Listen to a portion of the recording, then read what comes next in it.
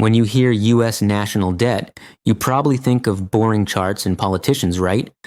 But what if I told you it can all be explained with a carrot?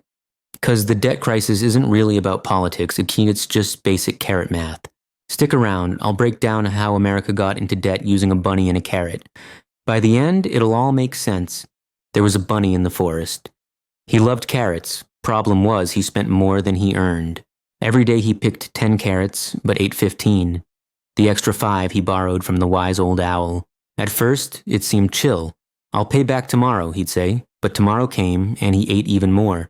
His debt kept stacking, and the owl wrote down every carrot in a little ledger. After a while, Bunny realized he owed hundreds of carrots, his carrots he didn't even have. To fix it, he started printing carrot promises, little papers that said, 1 carrot later.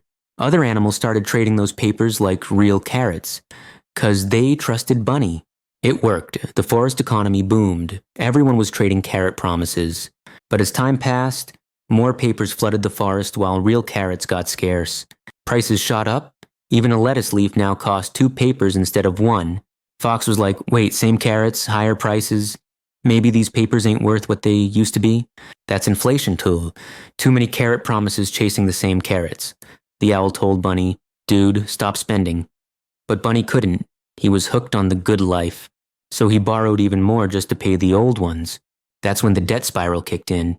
Soon the owl stopped lending too risky, so Bunny started printing more carrot promises himself. The forest looked busy again, but carrots lost value. 1 real carrot now cost a whole pile of papers. Some animals started hoarding real carrots. Others traded their papers for nuts or seeds. Bunny finally realized if he keeps printing, no one will trust his papers anymore. So he called a forest meeting. We gotta spend less, clean this mess, and make carrots valuable again. It was tough, but slowly the forest healed. Carrots became rare and valuable again. Here's the lesson. You can't borrow forever without growing more carrots. Real wealth isn't paper, it's what you produce. When promises outnumber carrots, that's when the crisis hits. What national debt really is, it's when a country spends more than it earns and covers the gap with promises to pay later.